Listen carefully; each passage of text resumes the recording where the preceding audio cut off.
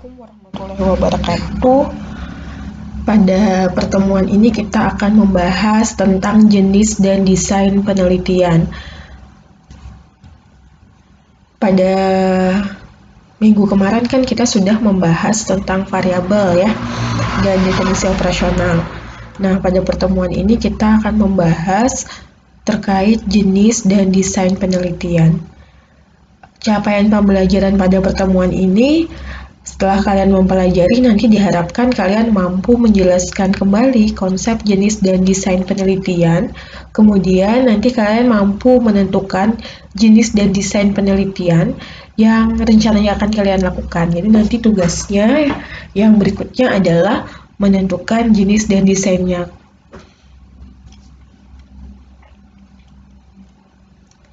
Nah, ini outline kita terkait jenis dan desain penelitian. Ini beberapa referensi yang digunakan, masih sama dengan yang lalu. Oke, langsung saja kita mulai ke desain penelitian. Apa sih itu desain penelitian? Nah, namanya aja desain ya. Desain berarti rancangan ya, atau desain atau rancangan gitu. Jadi desain penelitian atau rancangan ini merupakan sebuah rencana bagaimana suatu penelitian itu akan dilakukan. Jadi kita mendesain penelitian kita atau merancang penelitian kita, bagaimana nanti kita akan melakukannya. Tuh. Kalau perumusan masalah, kemarin kan kita ya, perumusan masalah itu adalah mengapa kita melakukan suatu penelitian, ya, ada kata mengapa. Nah, kalau desain penelitian itu adalah bagaimana kita melakukannya. Itu kalau rumusannya mengapa kita lakuin gitu. Kenapa sih harus kita lakuin? Itu rumusan masalah. Terus bagaimana melakukannya? Itu namanya desain penelitian atau rancangan penelitian. Dengan kata lain, desain penelitian ini sama dengan peta jalan. Jadi kalau kita mau nggak kesasar itu kita bawa peta gitu. Sama dengan penelitian, supaya kita nggak melenceng kemana-mana, nanti sampai ke akhir, maka kita juga perlu namanya desain penelitian. Yang bisa dipahami sampai sini ya. Jadi intinya desain penelitian itu adalah suatu rencana bagaimana penelitian itu akan kita lakukan. Jadi itu poinnya. Nah, bagaimana sih cara mendesain penelitian? Nah, cara mendesain penelitian itu harus sesuai dengan tujuan penelitian. Jadi tujuan penelitian kalian apa, maka desainnya harus sesuai. Misal, tujuan penelitian saya Bu adalah menganalisis misalnya. Apa yang mau dianalisis? Kan secara garis besar ada 3 ya. Yang mau kita analisis, apakah analisis melihat pengaruh, atau mau melihat hubungan, atau kita mau lihat perbedaan. Jadi lihat tujuannya. Itu. Kemudian desain penelitian ini itu tujuannya adalah untuk menjawab perumusan masalah. Tuh. Bisa dipahami sampai sini ya?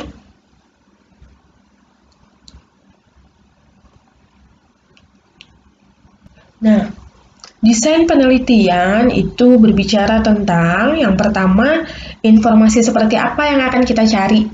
Gitu ya. Jadi kan desain tadi itu bagaimana kita melakukannya. Nah, jadi desain itu berbicara yang pertama tentang informasi seperti apa sih yang mau kita cari, gitu. Kalau kita sudah tahu informasi apa yang mau kita cari, terus yang selanjutnya adalah bagaimana cara kita mengumpulkan informasi tersebut.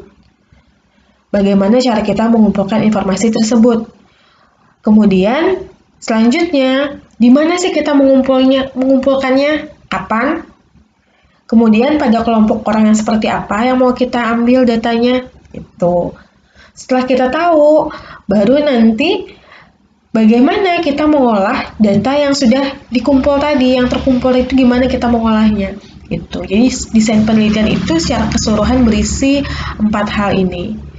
Contoh, kita mau mencari informasi tingkat kepatuhan pasien hipertensi misalnya.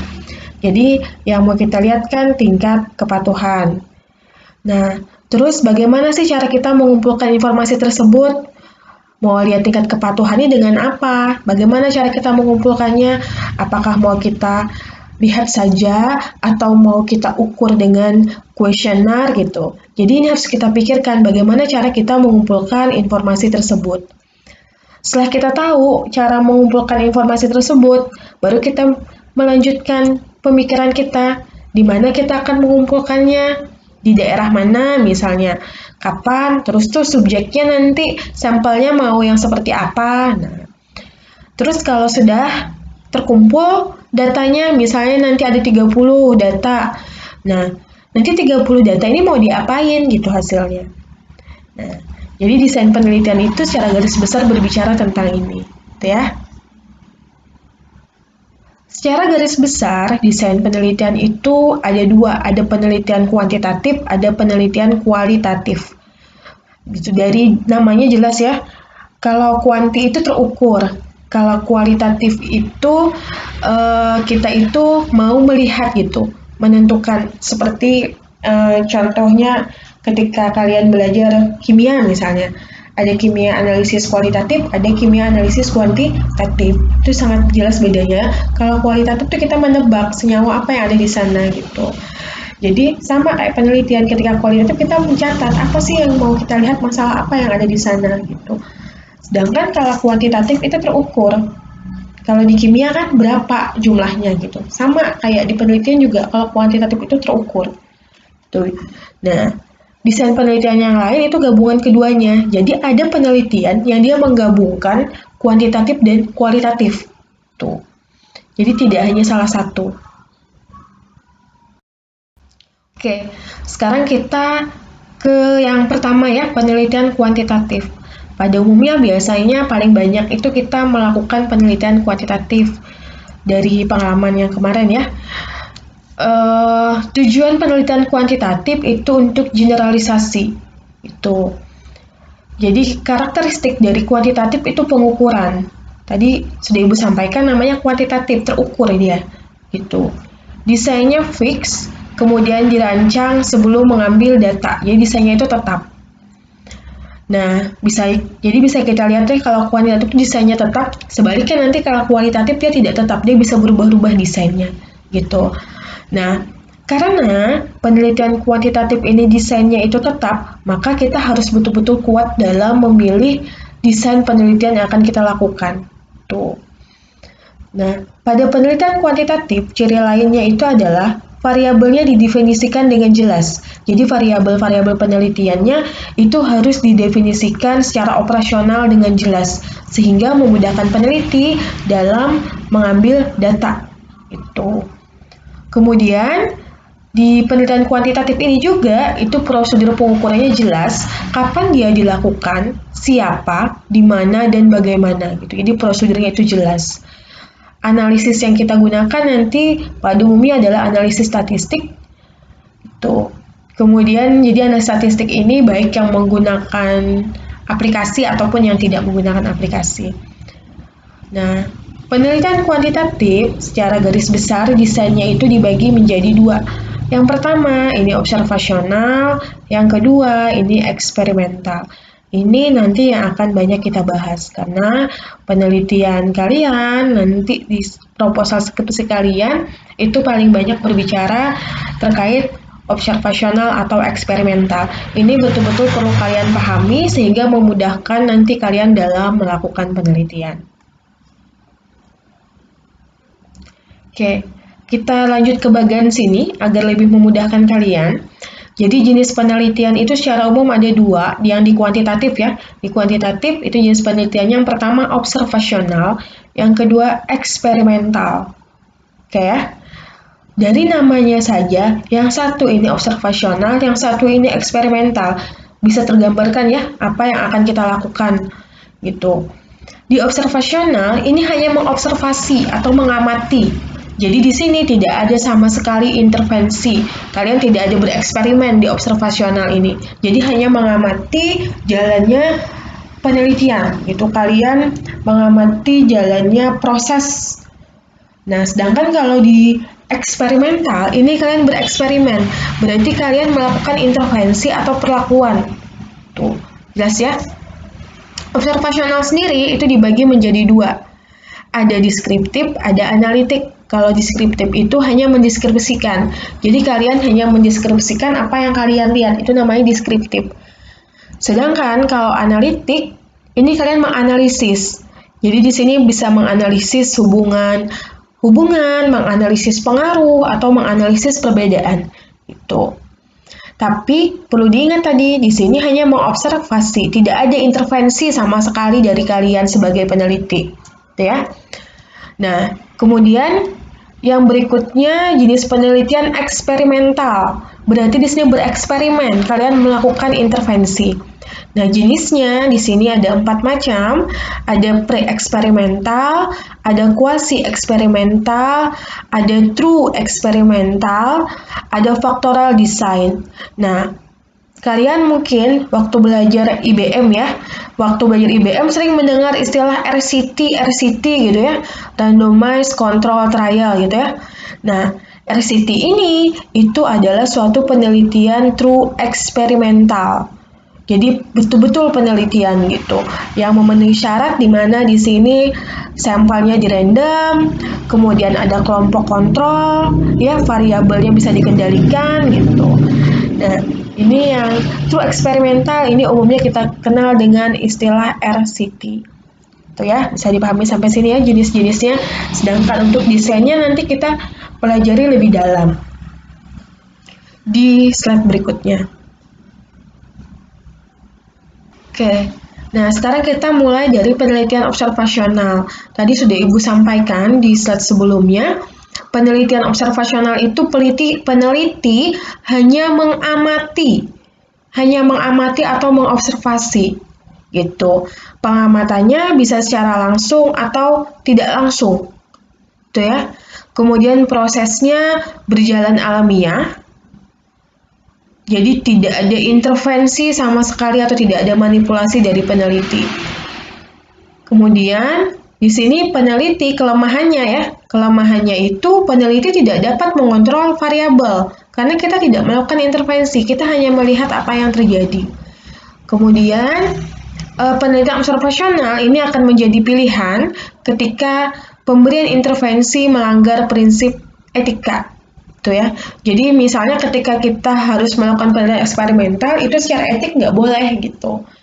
Nah, maka kita bisa ke penelitian observasional. Tujuan penelitian observasional secara garis besar adalah menerangkan atau menggambarkan permasalahan yang ada, terutama di kita itu permasalahan kesehatan. Contoh dari penelitian observasional, misal kalian ingin melihat bagaimana pengaruh, jadi mau melihat contohnya bagaimana pengaruh penggunaan obat pada ibu hamil, itu kan ya. Kalau kita melakukan intervensi, ibu hamil kita kasih obat gitu ya, sedangkan kita tidak tahu keamanannya, maka itu secara etik tidak dibenarkan gitu.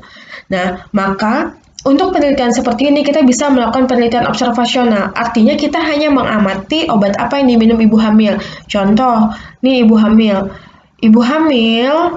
Ini sampelnya ya, ibu hamil ini lagi mengkonsumsi obat.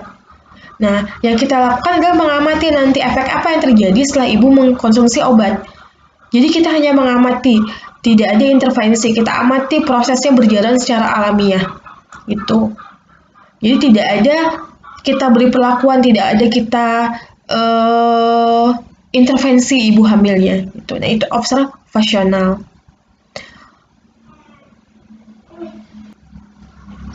Penelitian observasional sendiri itu dibagi menjadi 2 jenis, yang deskriptif dan analitik. Tadi juga sudah Ibu sampaikan ya.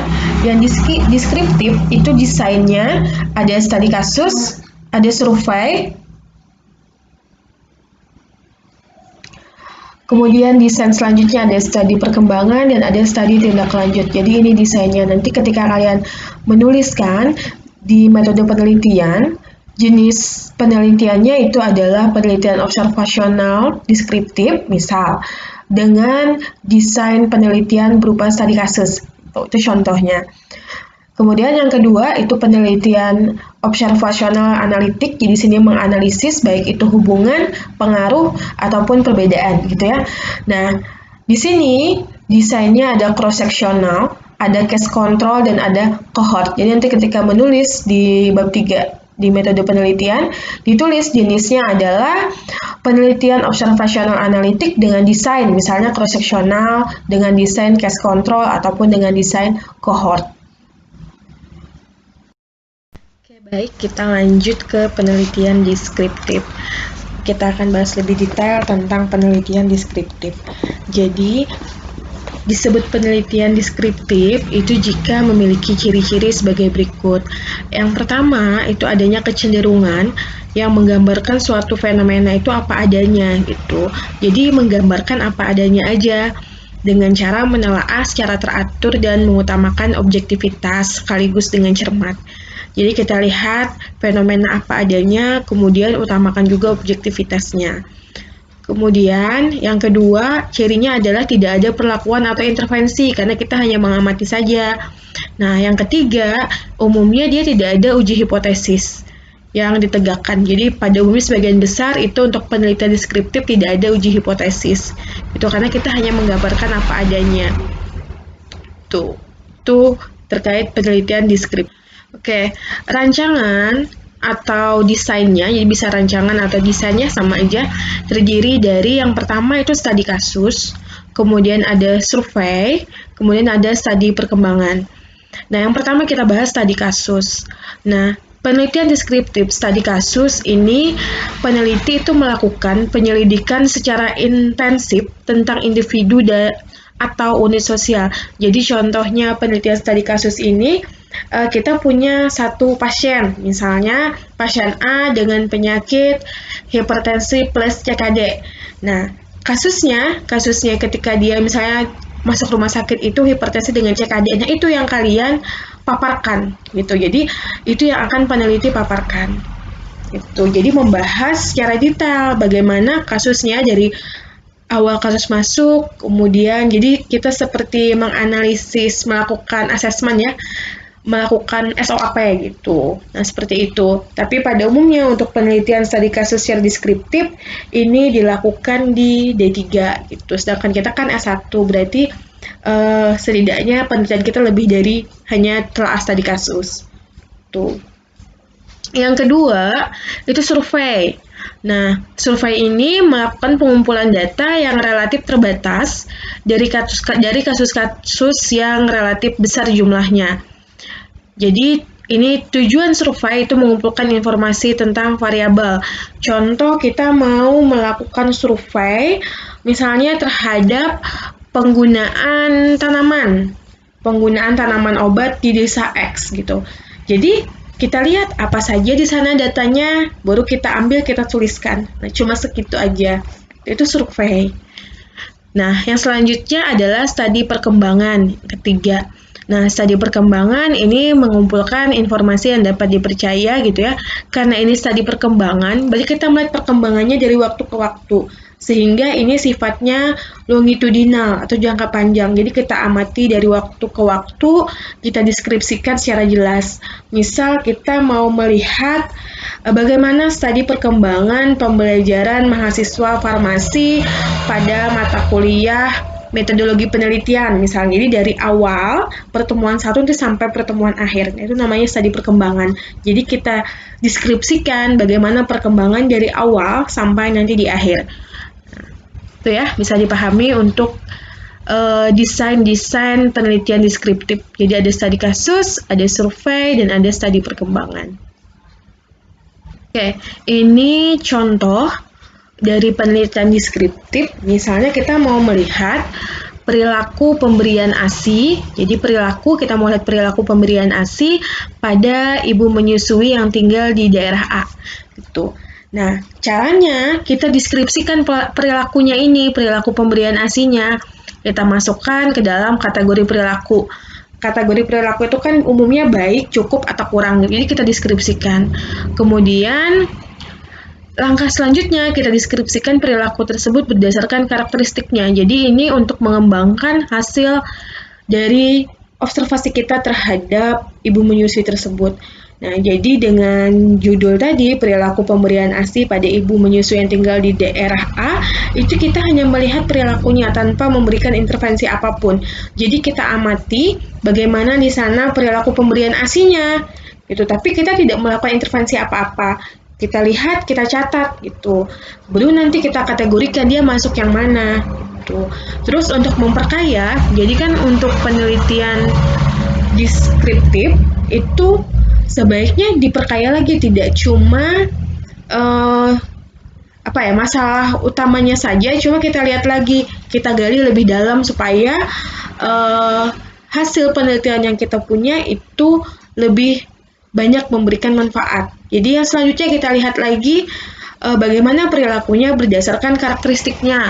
Misalnya bagaimana sih perilaku ibu kalau dia lulusan SD, SMP, SMA gitu? Bagaimana perilaku ibu yang baru punya anak 1?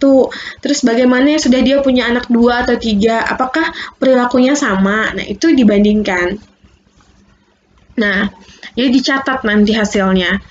Jadi tahapannya kita pertama itu menentukan subjek, yang kedua kita menentukan variabel penelitian. Nah, di sini variabel penelitiannya cuma satu, yaitu kita mau lihat perilakunya saja, perilaku pemberian ASI. Karena ini cuma satu, maka kita menyebutnya variabel penelitian. Tidak ada dependen, tidak ada independen, jadi tidak ada yang dipengaruhi dan tidak ada yang mempengaruhi. Karena hanya satu yang mau kita lihat, yaitu perilaku pemberian ASI tadi. Nah, setelah kita tentukan variabelnya, baru kita ukur, kita amati variabel tersebut. Nah, jadi untuk melihat perilaku pemberian ASI, bagaimana cara kita mengumpulkannya, bagaimana cara kita mengamatinya. Misal kita sudah punya tolak ukurnya, kita punya kuesioner, nah kita catat di sana. Gitu. Setelah kita dapat datanya, baru nanti data tersebut kita olah dan kita deskripsikan. Itu cara untuk melakukan penelitian deskriptif.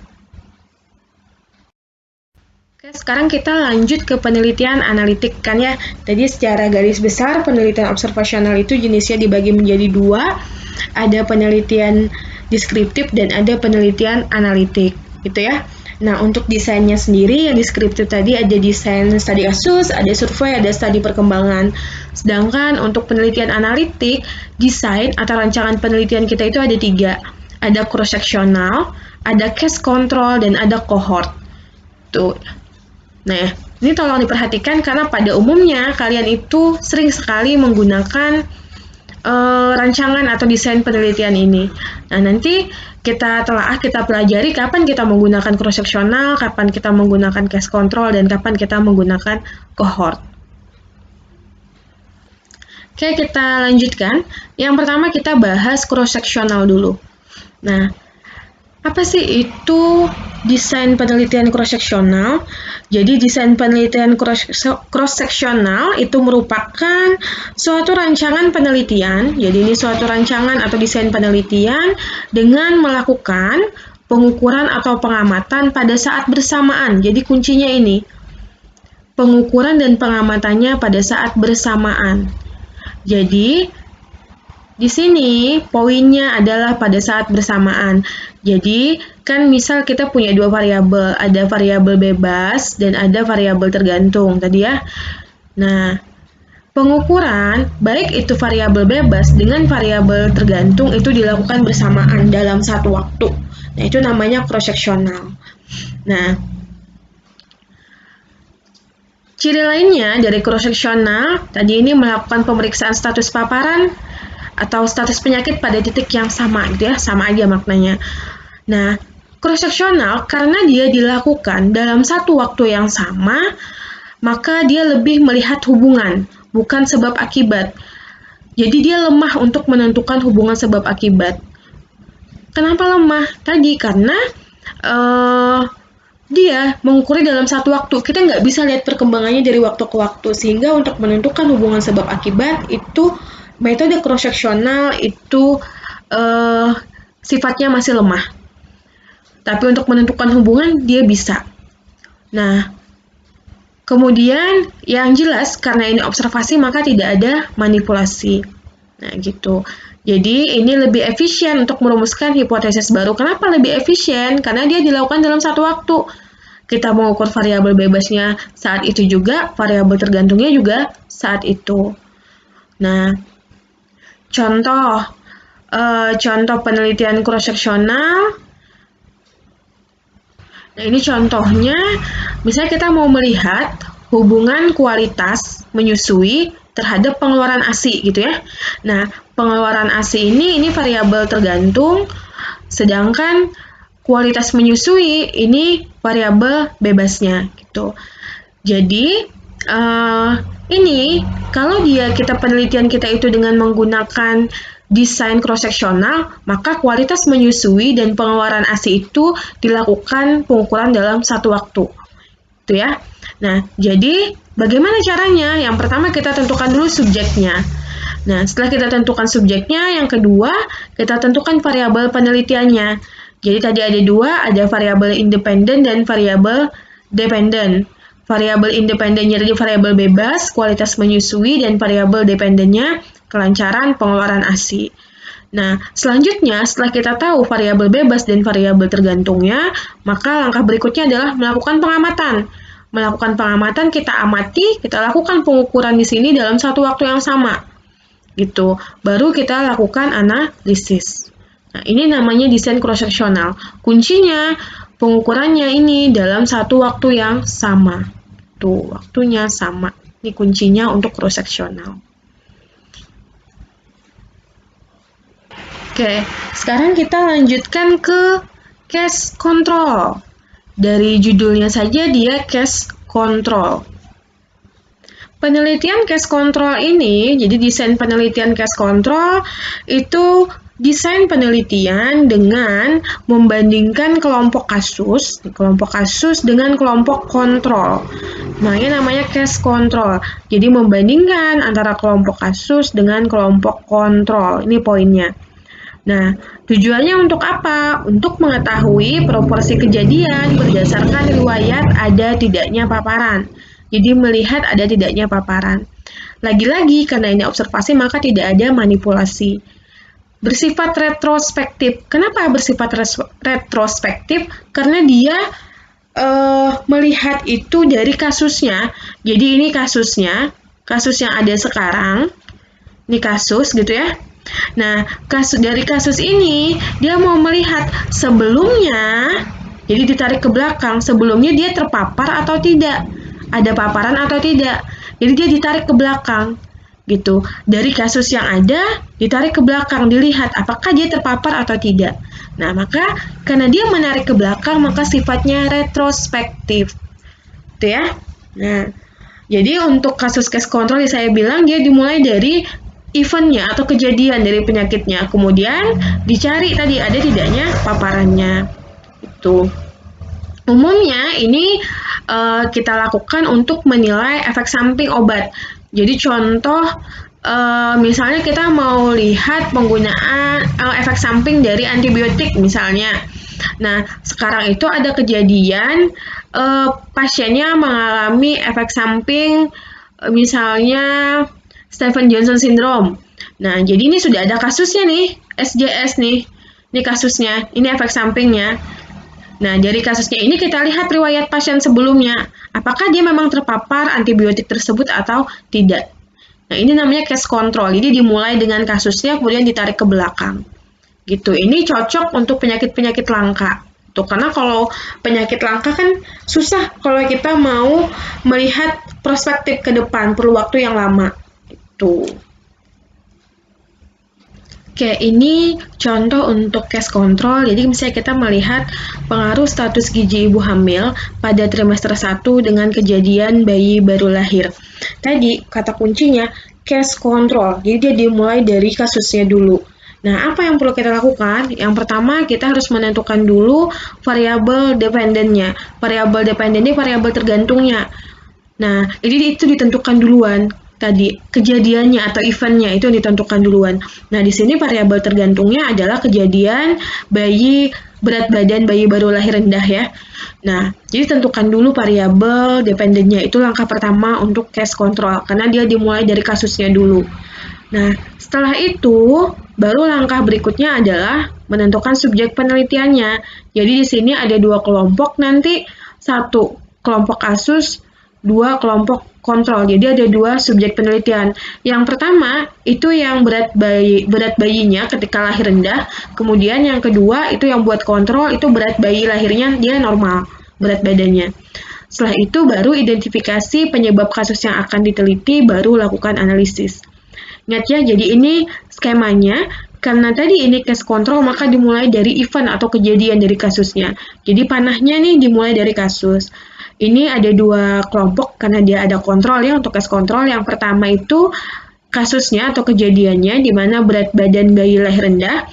Kemudian untuk kontrol ini berat badan lahirnya yang normal. Terus kita amati ke belakang. Kita lihat, kita tarik ke belakang bagaimana status gizi ibu hamil pada trimester 1-nya, baik yang dia BBLR maupun yang berat badan lahir normal. Jadi kita amati ke belakang, kita tarik, kita lihat status gizinya. Nah, apakah status gizinya itu baik atau tidak? Gitu. Sama untuk yang normal juga baik atau tidak. Dari sini nanti kita lakukan analisis. Misal ternyata berat badan lahir rendah ini, kita lihat status gizi ibunya pada trimester 1 ternyata dia mayoritas itu tidak baik status gizinya. Sedangkan yang normal kita tarik ke belakang, ternyata hasilnya menunjukkan itu status gizinya baik. Maka ini bisa kita lihat bahwa hasil penelitian itu ada pengaruhnya. Gitu. Tapi ini nanti bagaimana menentukan hasil, nanti kita belajar bagaimana cara melakukan analisis, itu ada nanti. Nah, bisa dipahami sampai sini ya. Sekarang desain yang ketiga itu cohort. Nah, desain cohort ini suatu desain atau rancangan penelitian dengan mengelompokkan kelompok terpapar dengan yang tidak terpapar. Kemudian diamati sampai waktu tertentu dilihat ada tidaknya fenomena. Nah, ini kebalikan dari case control. Kalau case control itu dimulai dari kasus dulu, baru diamati paparannya. Kalau cohort ini sebaliknya. Kita lihat dimulai dari paparannya, apakah dia terpapar atau tidak, kita amati. Baru nanti kita lihat ada nggak kejadian atau kasusnya. Gitu. Nah, ini bedanya cohort dengan case control ya. Kalau case control, saya ulang lagi, itu dimulai dengan kasus. Nih yang case control, dimulai dengan kasus, kemudian baru dilihat ada tidaknya paparan. Ini case control. Sedangkan untuk yang cohort itu dimulai dari ada tidaknya paparan, kemudian diamati bagaimana kasus atau kejadiannya. Nah, ini yang cohort. Ya, jangan sampai terbalik dengan case control. Nah, cohort ini merupakan suatu desain terbaik untuk memberikan bukti hubungan sebab akibat. Karena kita memfollow up ya, ini studinya longitudinal, jadi kita melihat dari waktu ke waktu gitu ya. Lagi-lagi karena dia observasi maka tidak ada manipulasi atau tidak ada intervensi. Nah, untuk cohort sendiri, desain cohort sendiri itu ada 2, ada prospektif dan ada retrospektif. Jelas ya dari namanya, kalau prospektif kita mengikuti ke depan, kalau retrospektif kita mengikuti ke belakang. Tuh, bisa dipahami ya? Nah, nanti kita jelaskan lagi dengan contoh supaya lebih mudah. Untuk desain prospektif, ini kan kita mengikuti ke depan, jadi dari paparan kita ikuti dari waktu ke waktu, baru nanti sampai kejadian tersebut muncul, itu yang prospektif. Terus kalau retrospektif ini kan ke belakang. Nah, ini prinsipnya sama dengan prospektif, dimulai dari paparan, kemudian baru dilihat kasus atau event atau kejadiannya. Tetapi ketika dia cohortnya retrospektif, ini nih kejadiannya sudah muncul gitu, jadi sudah ada kasus, sudah ada paparan gitu. Cuma tetap sudah ada kasus gitu, sudah ada kasus terjadi. Nah, tapi tetap kita memulai melihatnya itu dari paparannya dulu. Terpapar sama tidak terpapar, kemudian kita lihat apakah dia menimbulkan kasus tersebut atau tidak. Nah, itu berbeda ya dengan case control. Kalau case control dia dimulai dengan kasus ke paparan. Kalau cohort itu dia dari paparan ke kasus. Hanya saja kalau dia retrospektif artinya kejadian atau kasusnya ini sudah terjadi. Kalau prospektif kejadian atau kasusnya ini belum terjadi. Itu bedanya. Oke, kita lanjut ke contohnya. Misalnya contohnya kita mau lihat tadi sama dengan contoh sebelumnya, pengaruh status gizi ibu hamil pada trimester 1 dengan kejadian BBLR. Sama ya dengan case control. Hanya bedanya kalau case control dimulai dari kejadiannya dulu baru paparannya, sedangkan kalau yang cohort dimulai dari paparannya baru kejadiannya. Bagaimana caranya? Karena dia dimulai dari paparannya, maka langkah pertama adalah menentukan subjek penelitian. Beda ya dengan case control. Kalau case control itu dimulai dari variabel dependennya atau variabel tergantungnya. Oke, lanjut untuk cohort. Jadi yang pertama itu dilihat subjek penelitiannya. Subjek penelitian itu untuk cohort dia harus ada 2 kelompok. Ada kelompok yang terpapar dan ada kelompok yang tidak terpapar. Gitu. Kemudian setelah kita lihat kelompoknya, maka kita amati. Kita amati dari trimester 1 sampai bayinya lahir. Nah, setelah bayi lahir, baru diukur berat badan pada kedua kelompok tersebut. Baru kita lakukan analisis. Nah, ini, jadi yang pertama dimulai dari subjek penelitian. Ini bisa dilihat panahnya. Kemudian, di subjek penelitian itu ada kelompok terpapar dan kelompok tidak terpapar. Nanti kita amati dari trimester 1 sampai bayinya lahir. Baru kita ukur berat badannya. Kita lihat dari kelompok yang terpapar tadi, apakah berat badan lahirnya itu rendah atau normal. Yang tidak terpapar juga sama dilihat, apakah berat badannya nanti ketika lahir rendah atau normal. Ini yang prospektif cohort, kita mengikuti ke depan. Kemudian ini yang retrospektif. Sama aja intinya, hanya bedanya kalau retrospektif itu sudah efeknya ini atau kejadiannya sudah ada gitu. Cuma tetap kita mulai dari subjek penelitiannya dulu, kita lihat dulu dari kelompok yang terpapar dengan yang tidak terpapar. Baru kita amati apakah berat badan lahirnya rendah atau normal. Jadi sama aja, hanya saja kejadiannya sudah terjadi. Kalau prospektif itu kita mengamati karena memang belum terjadi. Tuh ya.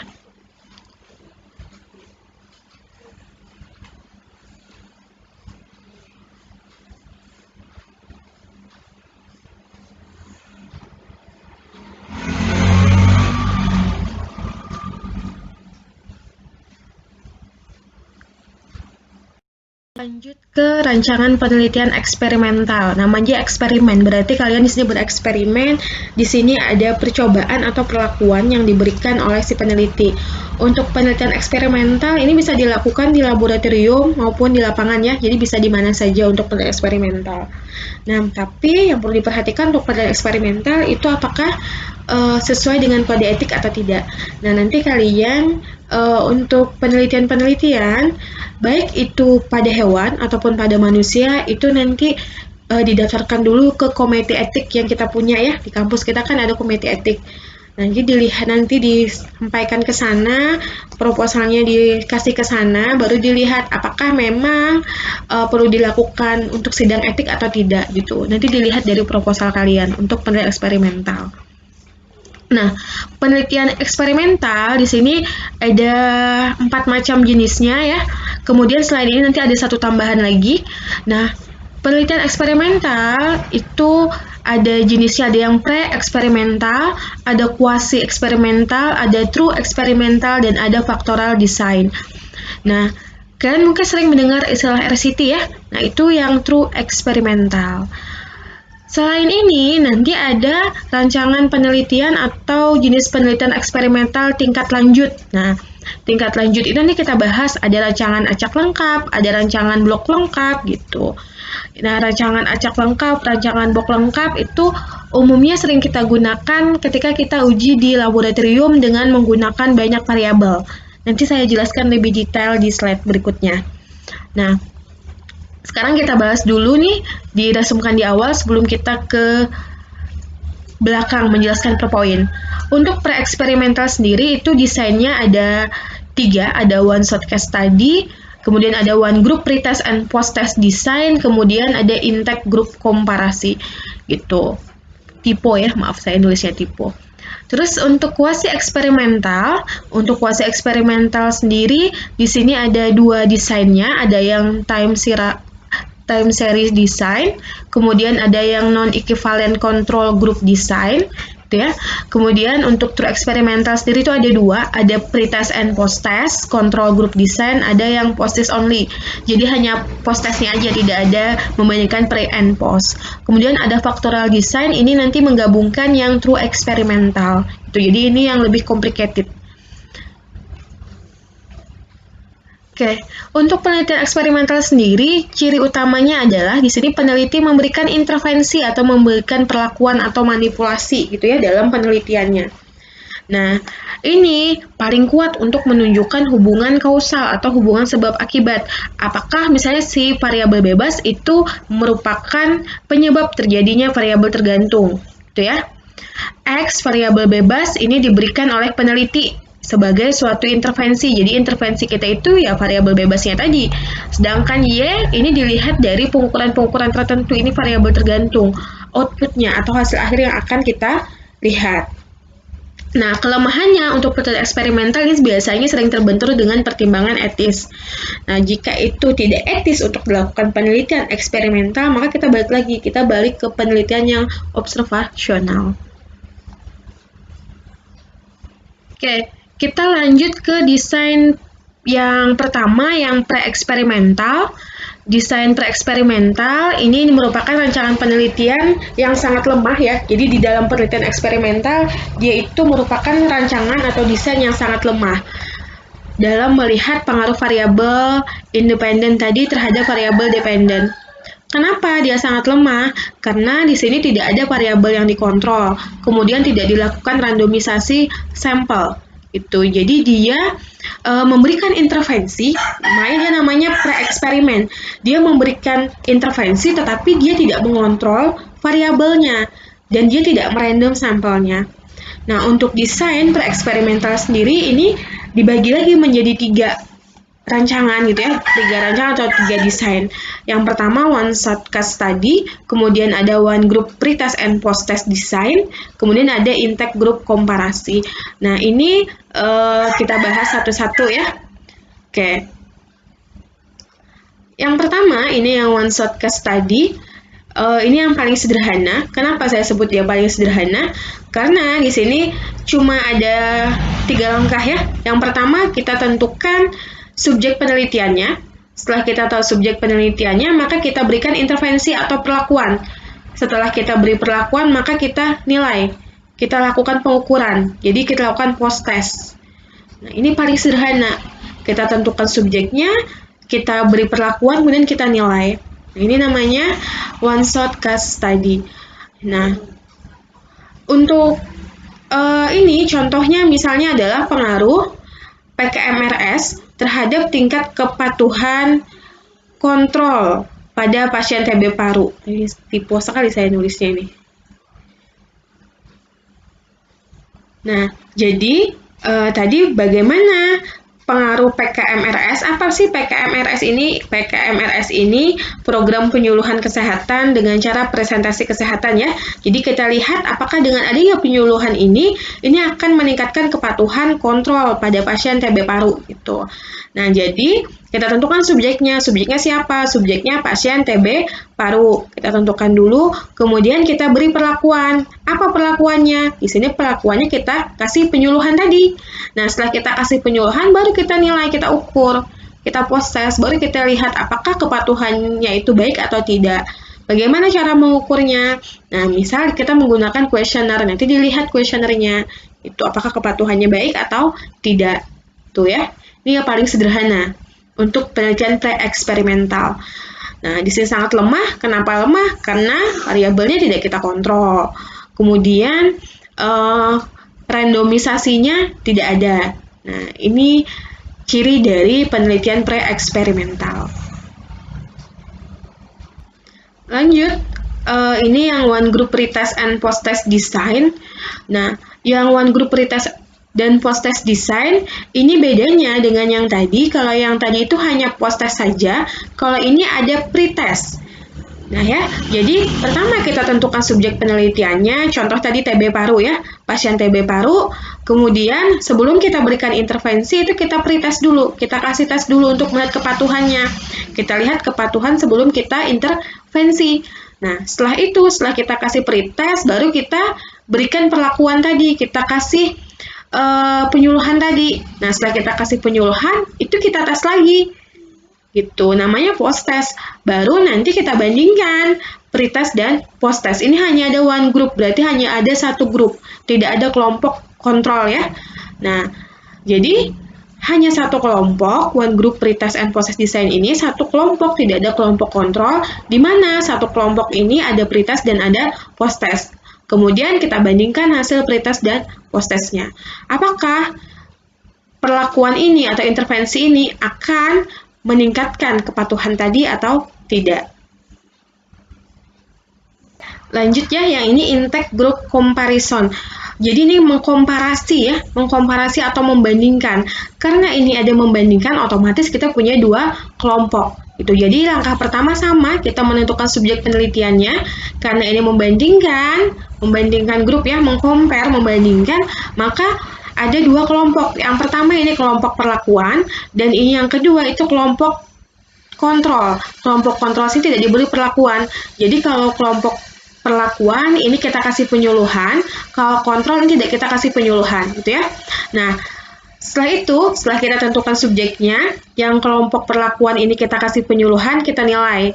Nah, sedangkan kelompok kedua, yang kelompok kontrol, ini tidak kita kasih apa-apa, tidak kita kasih perlakuan, terus kita nilai juga hasilnya.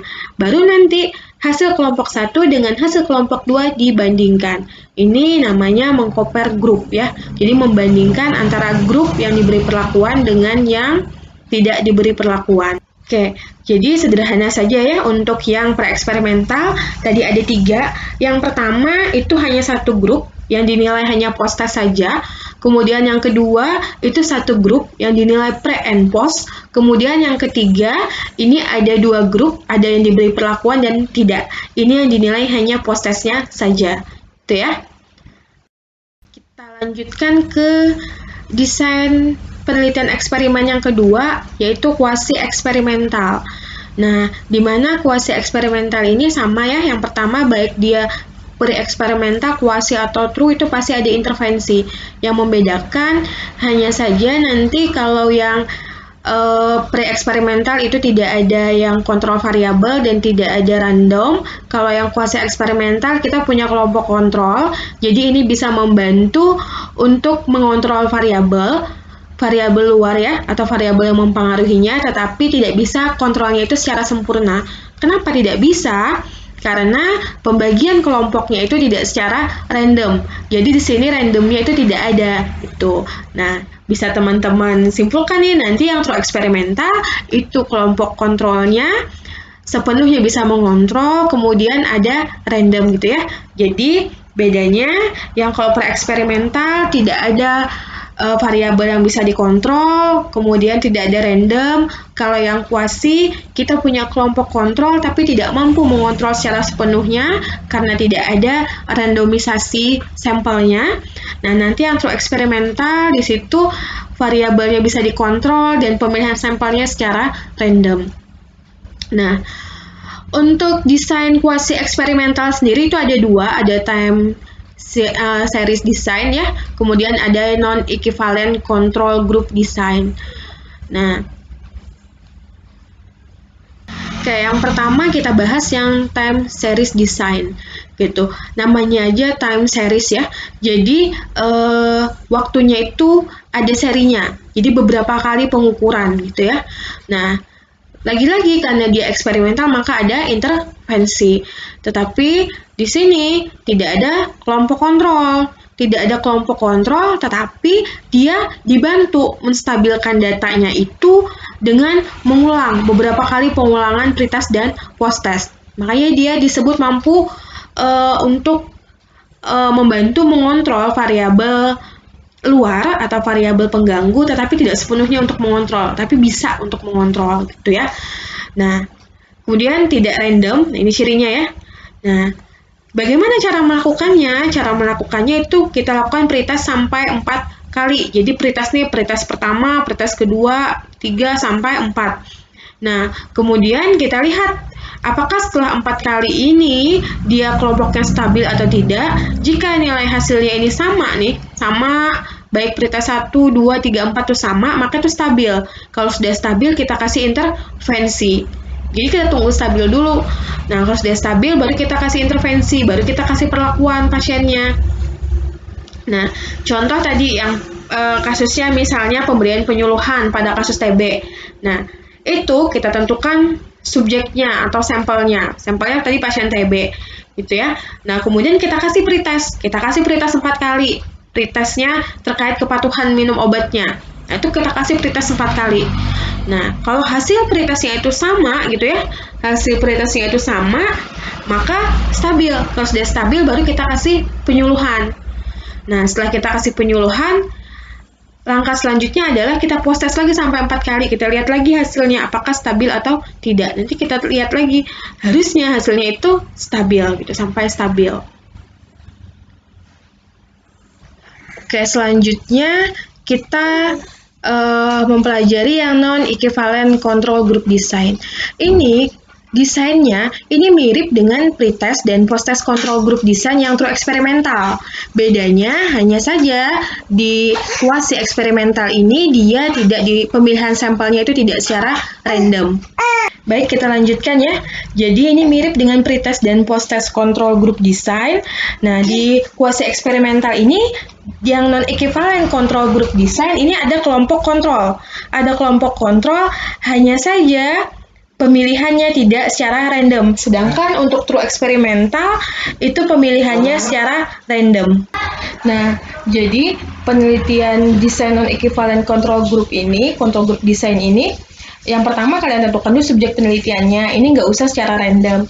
Baru nanti ada kelompok perlakuan dan ada kelompok kontrol. Setelah itu di pretest nih dua-duanya, baik yang perlakuan atau kontrol. Yang perlakuan itu diberi intervensi, sedangkan yang kontrol tidak. Baru kemudian di post test. Nah, di post test nanti dibandingkan nilainya. Oke, jadi nanti kita bandingkan hasil pretest ini dibandingkan dengan post test yang di kelompok perlakuan. Kemudian nanti yang di kelompok kontrol ini dibandingkan yang pretest dan post testnya. Nah, baru nanti yang hasil pengukuran di kelompok perlakuan ini dibandingkan dengan hasil pengukuran di kelompok kontrol. Ini dibandingkan, nggak kelihatan sih ya. Ini di slide nanti bisa kalian lihat bahwa ini saya tuliskan dibandingkan hasilnya. Gitu. Jadi, non-equivalent control group design ini mirip dengan true eksperimental yang pretest dan post test. Hanya saja pemilihan sampelnya ini tidak dilakukan secara random. Tuh. Lanjutkan yang ini desain true eksperimental. Jadi ini eksperimen sesungguhnya ya. Biasanya kita kenal dengan istilah randomized control trial atau RCT. Nah, randomized control trial. Nah, ini biasanya dia punya ketelitian tuh lebih tinggi gitu karena dia eksperimen yang sesungguhnya. Kenapa disebut eksperimen sesungguhnya? Karena di sini sampelnya dipilih secara random, kemudian variabelnya dapat dikontrol gitu. Jadi disebut true eksperimental. Untuk penelitian true eksperimental sendiri, desain true eksperimental itu terbagi menjadi dua. Ada pretest dan post-test control group design. Nah, ini tadi yang sama dengan kuasi eksperimental yang non-equivalent. Kemudian yang kedua ini post-test only. Jadi ini hanya post-test, tidak ada pretestnya. Ya. Yang ini pretest dan post-test control group design ini sama persis dengan yang non-equivalent. Hanya bedanya di sini. Pemilihan sampelnya secara random. Jadi di secara random yang masuk kelompok perlakuan itu yang mana, kelompok B itu yang mana, itu dipilih secara random. Selebihnya itu sama. Gitu. Jadi ada pretest, ada post test. Baru nanti dibandingkan hasil pretest dan post testnya. Tuh. Oke, kita lanjutkan yang post test only control group design. Ini hanya post testnya aja. Kalau yang tadi itu ada pretest, kalau ini tidak ada pretest gitu. Selebihnya sama. Pemilihannya secara random. Kemudian ada kelompok perlakuan yang diberi intervensi dan ada kelompok kontrol yang tidak ada intervensi. Itu baru nanti kita nilai post testnya, baru dibandingkan. Ini lebih sederhana dibandingkan pretest dan post test. Tuh. Oke, kemudian yang selanjutnya factorial design. Nah, ini desain eksperimen dengan memodifikasi antar desain true eksperimental. Tetapi di sini dia memperhatikan adanya variabel moderat. Variabel moderat ini variabel bebas kedua ya, kita masih ingat dia variabel bebas kedua yang kita lihat apakah nanti dia akan mempengaruhi hasil eksperimen atau tidak gitu. Jadi factorial design ini modifikasi through eksperimental tetapi dengan memperhatikan variabel moderat.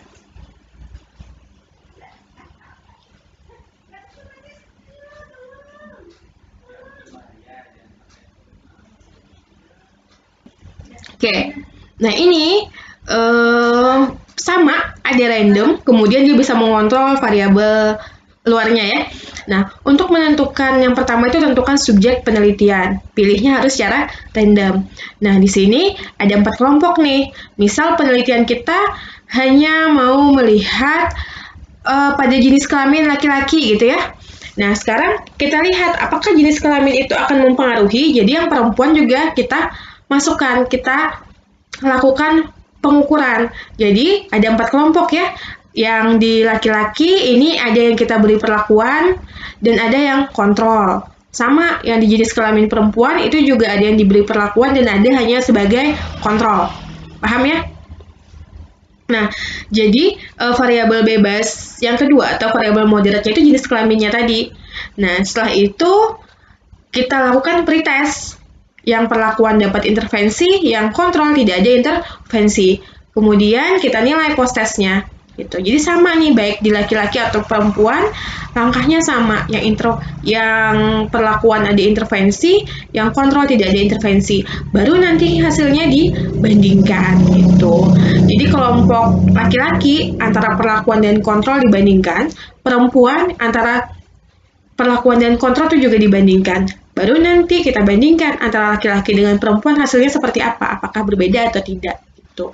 Kalau ternyata hasilnya berbeda, berarti variabel moderatnya itu akan mempengaruhi hasilnya. Itu ya. Jadi secara keseluruhan untuk true eksperimental itu poinnya dia ada yang dikontrol, ada variabel yang bisa dikontrol dan pemilihan sampel secara random. Gitu ya. Jadi kalau kalian mau melakukan true eksperimental itu betul-betul harus bisa memenuhi syaratnya. Ada random tadi, kemudian ada variabel untuk mengontrol variabelnya gitu ya, ada kelompok kontrol. Ini desain eksperimen tingkat lanjut. Nah, ini biasanya sering kalian lakukan, terutama untuk yang di laboratorium. Kenapa? Karena ketika kita di laboratorium, umumnya kita kan menggunakan beberapa dosis yang berbeda ya. Jadi variabel bebasnya itu banyak dengan berbagai macam dosis itu. Nah, apa sih itu desain random sempurna atau rancangan acak lengkap? Nah, rancangan acak lengkap atau desain random sempurna ini dia mengukur pengaruh variabel bebas yang dimanipulasi. Jadi variabel bebas itu dimanipulasi, ada macam-macam. Contoh tadi, misalnya kita ada ekstrak mentimun, misal. Ekstrak mentimunnya macam-macam, ada dosis 100, dosis 200, dosis 300, kan kita manipulasi itu. Nah, nanti kita lihat apakah pengaruh dosis tadi akan mempengaruhi variabel tergantung. Nah, tuh bisa dipahami ya. Perlu diingat untuk pemilihan sampelnya itu harus secara random. Kemudian kelemahannya yang random sempurna ini dia tidak memperhatikan karakteristik masing-masing individu. Jadi dia tidak memperhatikan karakteristiknya. Ini kelemahannya untuk yang desain random sempurna. Nah, kelemahannya ini nanti bisa diatasi dengan desain eksperimental tingkat lanjut berikutnya yang sistem blok. Tuh. Nah, ini yang desain random sempurna. Jadi yang pertama itu kita menentukan subjek penelitian, pemilihannya secara random, dibagi menjadi 3 kelompok, misalnya kelompok A, kelompok B, dan kelompok C. Kelompok A diberi intervensi 1, kelompok B intervensi 2, kelompok C intervensi 3. Jadi intervensinya beda-beda, gitu ya. Bisa dipahami? Nah, setelah itu baru kita nilai kelompok A dengan intervensi 1 hasilnya seperti apa. Kelompok B dengan intervensi 2 hasilnya juga seperti apa. Dan kelompok C dengan intervensi 3 hasilnya seperti apa. Baru hasil dari kelompok A, kelompok B, dan kelompok C ini dibandingkan. Mana hasilnya yang lebih baik. Itu desain rancangan acak lengkap atau desain random sempurna. Ya, bisa dipahami ya? Jadi di sini di desain random sempurna itu yang dimanipulasi adalah variabel bebasnya. Jadi variabel bebasnya dengan berbagai macam intervensi. Ini desain eksperimental tingkat lanjut. Jadi ini penyempurnaan desain eksperimental tingkat lanjut yang desain blok. Jadi ini desain blok random atau rancangan acak blok ya. Ini penyempurnaan dari rancangan acak lengkap tadi. Di mana di rancangan acak lengkap itu karakteristik tidak diperhatikan, sedangkan di blok random ini karakteristiknya diperhatikan. Nah, bagaimana cara memperhatikannya karakteristiknya ini dengan membuat blok gitu ya. Nah, ini kelebihannya itu adalah perbedaan dari masing-masing individu itu diperhatikan. Jadi bisa akan memperkaya hasil dari penelitian kita. Nah, ini desain blok random. Jadi yang pertama sama, kita menentukan subjek penelitian harus dipilih secara random. Misal kita ada dua kelompok, ada kelompok A dengan kelompok B.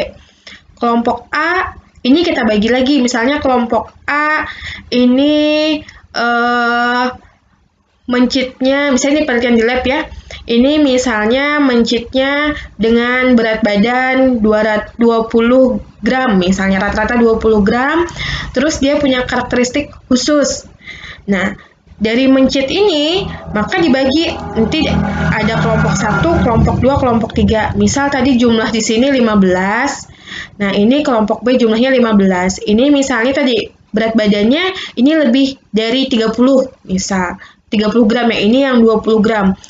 Itu. Ini misal ya, jadi kita lihat karakteristiknya dari berat badan. Misal, dari yang berat badan yang 20 gram ini, rata-rata 20 gram, dari 15 dibagi, ada 5 kelompok 1, 5 kelompok 2, dan 5 masuk kelompok 3. Paham sampai sini ya? Nah, selanjutnya, yang kelompok 1 ini diberi intervensi 1, diberi dosis misalnya 100 mg. Kelompok 2 dosisnya 200 mg. Kelompok 3 dosisnya diberi 300 mg.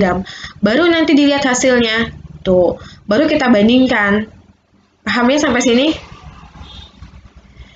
Nah, selanjutnya yang di kelompok B ini pun sama.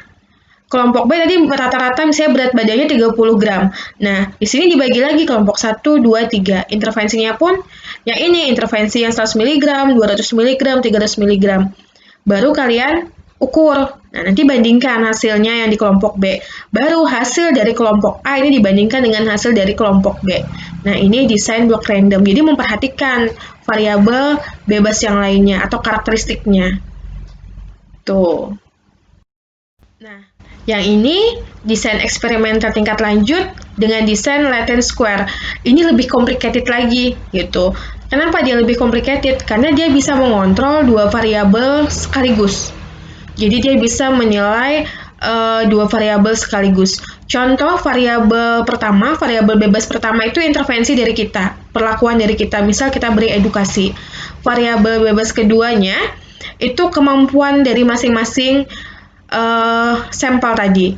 Ada yang kemampuannya tinggi, ada kemampuannya menengah, ada kemampuannya rendah gitu. Intervensinya kita ada P1, P2, P3. Caranya untuk desain latent square ini kita membuat tabel. Jadi kita bikin tabel gitu ya.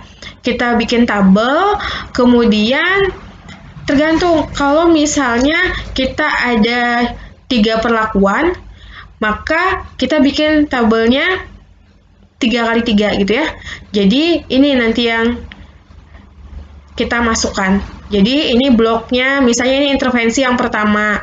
Ini variabel bebas yang kedua. Ini kemampuan tinggi, kemampuan rendah. Kemudian ini kemampuan tinggi, menengah, rendah tadi. Ada 3 kemampuan ya. Nah, baru kita masukkan di sini. Karena tadi ada 3 perlakuan, maka ada 3 blok. Nah, baru kita masukkan di sini ke bawah aja P1, P2, P3.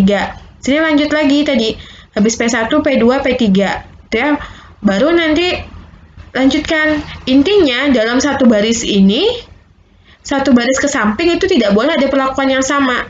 Satu baris ke bawah, sini juga ya. Ini juga tidak boleh ada perlakuan yang sama. Itu ya, bisa dipahami? Nah, jadi kita memasukkan ke dalam tabel. Baru nanti kita lihat rata-ratanya gitu. Jadi ini lebih complicated. ini hasilnya ini lebih bagus gitu, karena betul-betul dikontrol variabel-variabelnya. Tuh.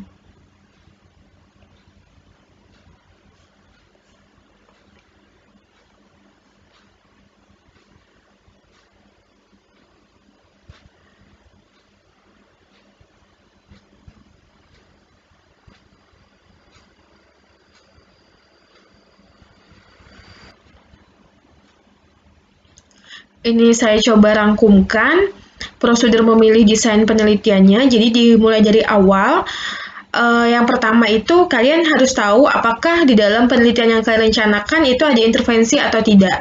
Jika ada intervensi, maka penelitian kalian eksperimen jenisnya. Tapi jika tidak ada, maka penelitian kalian itu observasional, gitu ya. Nah, lanjut. Misal ternyata ya kita melakukan intervensi, maka itu eksperimen. Nah, langkah selanjutnya adalah kita tentukan apakah ada kelompok kontrol, apakah ada randomisasi, apakah ada pengendalian ketat pada variabel. Jika ada, maka itu true eksperimental. Tapi jika tidak, maka ada dua pilihan, pre-eksperimen atau quasi-eksperimen.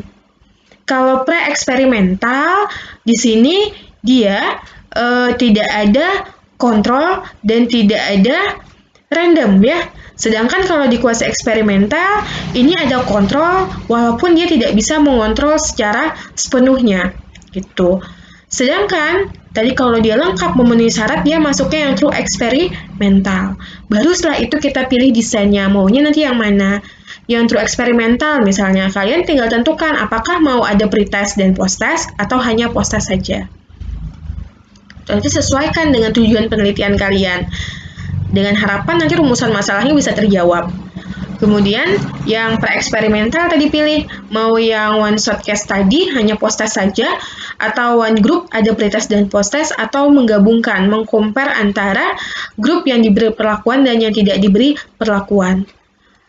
Nah, jika tadi dia ternyata ada variabel yang bisa dikontrol, tetapi kontrolnya tidak sempurna, maka dia kuasi eksperimental. Nah, di sini time series design atau yang non-equivalent. Gitu.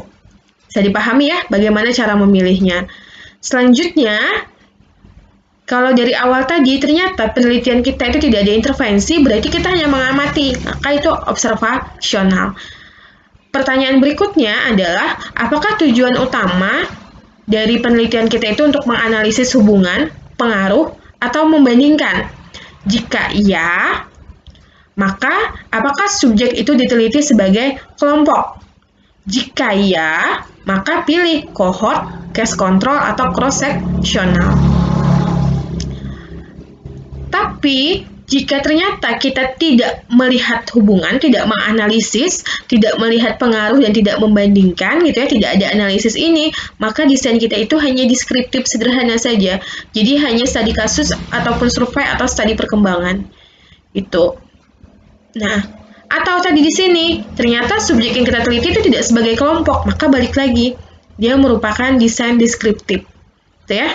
Nah, kapan pilih cohort, kapan pilih case control, kapan pilih cross-sectional, tergantung tujuan penelitiannya. Kalau ternyata untuk kasus-kasus seperti efek samping, ya, itu bisa kita gunakan case control, jadi dari kasusnya dulu ditarik ke belakang atau paparannya. Tapi jika misalnya kasusnya itu mau kita lihat lebih kuat lagi hubungan sebab akibatnya, maka kita bisa pakai cohort. Karena cohort ini memfollow up, kita mengikuti dari paparan ke kasus. Kemudian jika tadi untuk kasus-kasus yang jarang, itu bisa kita menggunakan cross-sectional, di mana kita mengukur variabel bebas dan variabel tergantung dalam satu waktu. Tetapi ini ingat, walaupun pengambilan datanya simpel ya dalam satu waktu, dia punya kelemahan. Kelemahannya, dia hanya kuat untuk melihat hubungan, tetapi tidak untuk melihat hubungan sebab akibatnya gitu secara detail. Nah, ini prosedur pemilihan desain penelitian. Baik, kita lanjut ke penelitian kualitatif. Tadi sudah penelitian kuantitatif. Oke, kita mungkin resume sedikit ya. Penelitian kuantitatif tadi secara garis besar ada dua, ada observasional sama eksperimental. Di mana kuantitatif itu bisa terukur gitu ya. Jadi ada observasional, ada eksperimental, sedangkan sekarang kita akan membahas penelitian kualitatif. Namanya kualitatif, jadi dia bersifat holistik. Dia berusaha mencari pemahaman yang utuh. Nah, penelitian kualitatif ini menuntut keterlibatan peneliti. Nah, jadi peneliti itu harus betul-betul aktif dan waktu penelitian umumnya panjang gitu. Nah, peneliti pada penelitian kualitatif ini merupakan instrumen. Jadi dia instrumen pengambilan datanya itu si penelitinya, gitu ya. Nah, ini yang berperan penting si penelitinya kalau kualitatif. Jadi bagaimana kemampuan si peneliti menggali informasi dari si subjek atau dari sampelnya. Gitu. Jadi ini kualitatif itu harus betul-betul mengandalkan kemampuan si peneliti. Data analisisnya berkesinambungan, kemudian untuk penelitian kualitatif dia lebih berfokus pada proses. Jadi dia lebih fokus pada proses daripada hasil akhirnya. Gitu ya. Jadi dia ingin menggambarkan bagaimana proses penelitiannya itu gitu. Jadi dia lebih fokus pada prosesnya.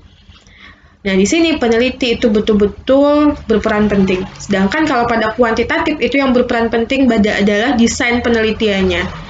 Sedangkan kalau kualitatif itu si penelitinya yang sangat berperan penting. Di sini karakteristik dari penelitian kualitatif dia itu tanpa desain, dan desainnya kalaupun ada desainnya itu berubah-ubah, jadi dia fleksibel. Itu desainnya itu fleksibel. Jadi dia bisa berubah sesuai dengan apa yang ditemui sepanjang proses pengumpulan data. Jadi sifatnya dia sangat fleksibel. Makanya yang sangat menentukan itu adalah si penelitinya. Jadi betul-betul perlu peran si peneliti.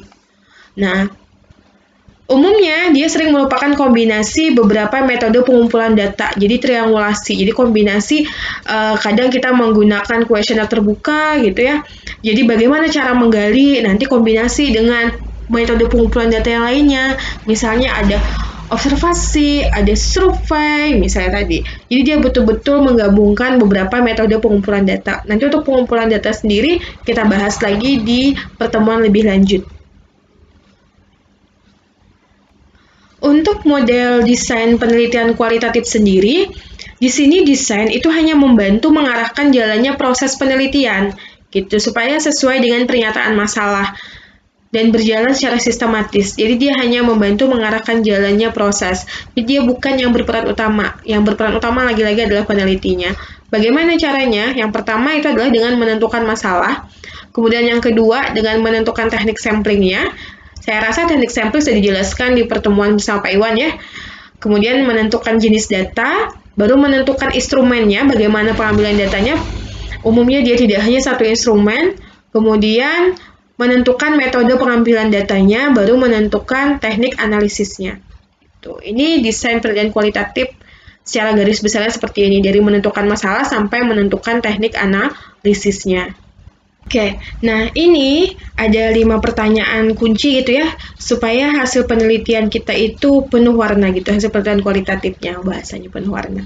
Nah, ini tergantung tadi, apa yang mau kalian lihat. Jika yang mau dilihat itu adalah, jika yang kita lihat itu, atau yang mau kita cari itu pengalaman hidupnya, maka kita lihat biografinya. Gitu ya.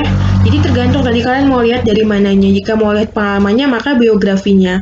Kemudian yang kedua, jika yang mau kalian lihat itu adalah kualitas hidupnya ya. Jadi melihat pengalamannya dari kualitas fenomena kualitas hidupnya, maka itu yang kalian beri pertanyaan itu tentang fenomenologi gitu. Jadi terkait fenomenologinya. Kalau yang tadi pertama, misalnya kita mau lihat experience-nya atau pengalamannya, itu biografinya. Tapi kalau kita mau lihat kualitasnya, maka itu lihat fenomenologinya. Itu. Kemudian, jika yang akan kita lihat itu perbedaan pengalaman gitu ya, perbedaan pengalaman atau kulturnya, maka yang kalian perhatikan itu adalah etnografinya. Nah, kemudian jika yang akan kalian lihat itu adalah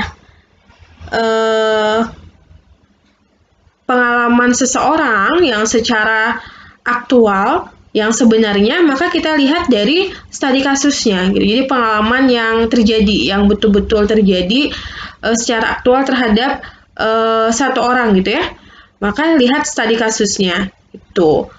Kemudian jika yang akan kalian lihat itu terkait teorinya, jadi misalnya ingin menemukan suatu teori dalam fenomena hidup seseorang, maka yang perlu kalian perhatikan itu adalah grounded theory. Jadi grounded theory ini merupakan suatu metode penelitian kualitatif yang menekankan pada penemuan-penemuan teori baru dari data observasinya. Jadi ini secara garis besar ini adalah 5 pertanyaan yang akan membuat desain kualitatif kita itu penuh warna. Jadi dari biografinya, dari fenomenologinya, etnografinya, studi kasusnya, dan grounded teori tadi. Jadi tergantung nanti kalian tuh mau lebih kemana gitu. Jadi secara garis besar tadi ya, jika yang kita lihat itu adalah biografinya, maka ini suatu kisah atau keterangan tentang kehidupan seseorang, pengalaman kehidupan seseorang. Tuh. Kemudian kalau misalnya kita mau lihat fenomenanya, itu dengan fenomenologi, di mana fenomenologi ini sendiri itu adalah suatu ilmu yang berorientasi untuk mendapatkan penjelasan dari realita yang tampak. Jadi dari fenomena tadi, dari kualitas suatu fenomena, dari fenomena yang ada, nah itu maka yang kita pendekatannya dengan fenomenologi ini. Kemudian yang ketiga itu etnografi gitu ya. Jadi berdasarkan kultur atau etnis tempat. Kemudian kalau kita mau meneliti atau mau melihat tadi secara detail tentang aktualis seseorang gitu ya, maka kita bisa dengan studi kasus. Kemudian tadi kalau kita mau mengambil teori-teori dari hasil observasi kita, nah itu maka grounded teori pilihannya ya. Ini ada beberapa teknik pengumpulan data kualitatif, ada wawancara, ada observasi, ada focus group discussion, kemudian ada analisis dokumen. Umumnya untuk kualitatif itu dia tidak hanya satu, tidak hanya wawancara, umumnya dia kombinasi dari beberapa ini. Tuh. Nanti untuk pengumpulan data sendiri sebenarnya akan kita bahas lebih dalam di pertemuan selanjutnya. Tuh. Yang terakhir ini penelitian campuran. Jadi penelitian campuran ini campuran antara kuantitatif dengan kualitatif. Sifatnya dia pragmatis. Jadi di sini dia maksudnya itu adalah bersifat praktis dan berguna bagi umum gitu ya. Jadi sifatnya itu mengutamakan kepraktisan dan faktor kebermanfaatannya gitu. Kemudian ini jika diterapkan, penelitian campuran diterapkan ini hasil konkret yang langsung bisa diterapkan secara nyata gitu ya hasilnya. Kemudian dia bisa diterapkan tadi. Tahapannya disesuaikan dengan kebutuhan. Jadi bisa kualitatif dulu baru kuantitatif atau kuantitatif dulu baru kualitatif. Contoh penelitian campuran misalnya yang di bahan alam. Contoh ya di bahan alam. Yang pertama misalnya kita mau melihat metabolit sekunder dari tanaman A misalnya. Yang pertama kan kualitatif dulu penelitian kita, menebak dulu apa metabolit sekundernya. Nah, setelah kita tahu, oh ternyata misalnya tanaman ini metabolit sekundernya itu flavonoid atau alkaloid. Nah, langkah selanjutnya adalah kita penelitiannya yang kuantitatif. Jadi dari kuantitatif ini bisa dilihat berapa kadar flavonoidnya, berapa kadar alkaloidnya. Ini contoh penelitian campuran. Jadi menerapkan dua-duanya, ada kuali dan ada kuantitatif. Oke, sampai di sini bisa dipahami ya? Nah, jika ada pertanyaan, nanti kita bahas di sesi diskusi ya, lewat aplikasi tatap muka. Oke, kalau tidak ditanyakan, saya akhiri pertemuan hari ini. Ini ada sedikit quote ya. Jadi quote-nya adalah belajar lebih banyak lagi, berdoa lebih khusyuk lagi, bersabar lebih luas lagi, dan beristighfar lebih sering lagi. Karena Allah pasti akan memudahkan segala urusan kita. Oke, kalau tidak ada yang ditanyakan, saya akhiri pertemuan hari ini. Wassalamualaikum warahmatullahi wabarakatuh.